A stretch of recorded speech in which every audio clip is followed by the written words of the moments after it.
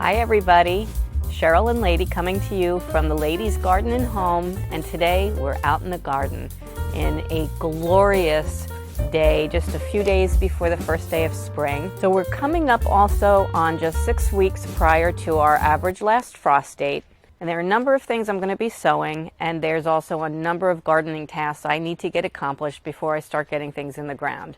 So I hope you join me today while I take you through what I'm sowing the next 2 weeks. On a video I posted a few weeks ago, I took you through what I was sowing indoors the first 2 weeks of March. This is what I'm sowing the second 2 weeks of March. So I've got 3 kinds of beets. I've got Early Wonder Tall Top Beet. I've got Bull's Blood Beet. And I've got Detroit Dark Red Beet. So I grew these for the first time last year, and I really was surprised how much I liked beets. I was kind of an average beet person before, but just eating them raw out of the garden was delicious. So I want to get more beets in. Now I'm also going to be sowing a bunch of carrots. And last year I finally got some success on carrots, but I didn't grow enough. Not enough at least to take me through, you know, a good couple of months of cooking with them. But I had enough to eat fresh, which was nice. And I tried these rainbow carrots, which is a combination of an orange, a purple, and a white, the seeds mixed together, and that was a lot of fun. And then these Danvers carrots, it says that they are sweet and they store well. Pardon the screaming children, I'm actually, there's a daycare near here, so they're playing outside today too. Nance half long, these are a little carrot, and says that they're good for cooked or frozen, and I figured these would be good to put in soups and stews. So those are the carrots. So even though I sowed some inside, I'm going to plant out more spinach and direct sow them in the ground because I want to have a lot of spinach. Indian Summer Hybrid, Bloomsdale, and this New Zealand spinach, which is a fake spinach I told you about before. More arugula, and I'm going to grow some radish.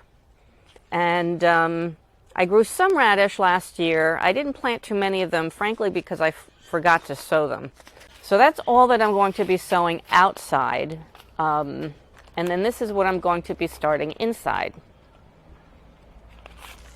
Sage, which has quickly turned into one of my favorite herbs.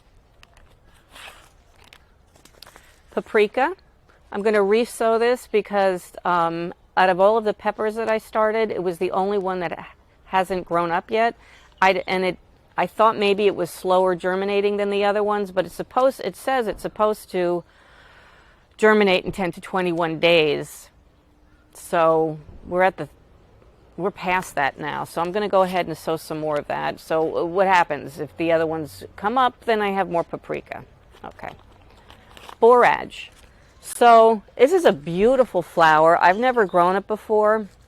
It's supposed to be terrific for attracting pollinators, but it's also edible, and you can make it in teas. You can eat the flowers.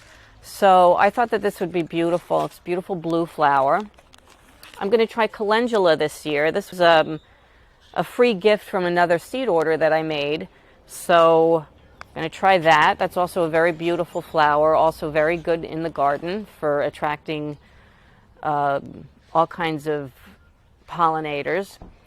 I told you last time that I was going to wait to see if I needed to sow any chamomile. Well, I don't, because I have some growing already that reseeded itself. So I'm happy about that. I don't have to sow those. And I'm going to once again grow nasturtium.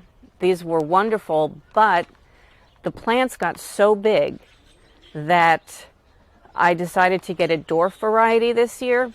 They'll do the same thing. What I really, really liked about them was that, I mean, the flowers are gorgeous, and it was the first time I had ever seen in person in my life a hummingbird come to my garden, and it went straight to the nasturtium. And all of the plant is also edible. And what I was really surprised by and how much I enjoyed were the little seed pods. This nasturtium seed pods taste like wasabi. Not quite as hot, but it has that same flavor. I was amazed. And then I'm going to start my zinnias from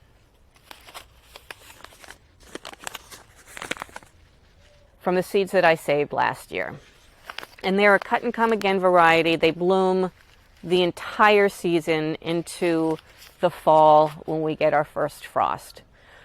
I'm also going to sow some oregano because I did lose one of my oregano plants when I tried to overwinter it inside and the fungus gnats got at it.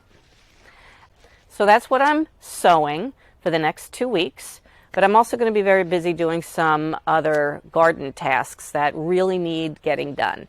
Now, if you remember from my putting the garden to bed video back in the fall, there were a number of things that I left to just overwinter outside that were dead. But the marigolds, for example, I didn't pull them because I figured the seeds would give birds something to eat throughout the winter. So we have a lot of cleanup to do. I'm going to put together the greenhouse, the little mini greenhouse that I ordered. I'm very, very excited about that. Inside, I got to prick out the peppers because a lot of what I sowed germinated and now they're growing too close together. I'm going to keep 2 in each pot. Like I told you before, I like the peppers to grow up together. They kind of like being close to their siblings. I got to clean up the deck. That's a mess. I still have my Christmas lights outside. But I use my tomato cages as like little Christmas trees upside down, and then I wrap lights around them. Kind of looks pretty. And then what I noticed is that I need to really start weeding, and now is a really good time to weed because if you get them young, if you get those weeds young, it's easier to get them out by the roots. And then I'm going to do some mulching. I'm going to mulch with cardboard, and I just ordered some coconut mulch. It's from the husks of coconuts, so I found that interesting, that it was a lot less expensive than some of the wood mulch. And I need to suppress some of the grasses that grow up between my beds because it's really hard to get the weed whacker in there. My son gets very nervous about weed whacking around my vegetables, as well he should be. So I'm going to suppress some of those weeds this time and that grass, and hopefully give a nice pathway around my veggies that I can get to them easier as well. So that's just a quick update on what I'm doing. Oh, now the kids are quiet. Hope you enjoyed this video. If you did, please give it a like.